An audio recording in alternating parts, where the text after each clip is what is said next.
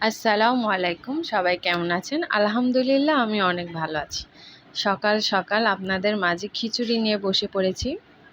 তোমাদের কার, কার এরকম লেটকা খিচুড়ি ভালো লাগে?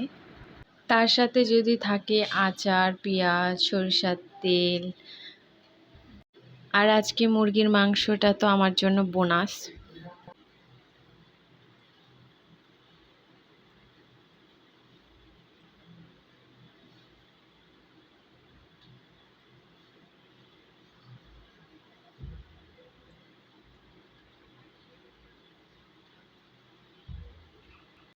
খাইতে, খাইতে এত কথা বলতে ভালো লাগে না। তো আমি খাই, তোমরা দেখো। আল্লাহ হাফেজ।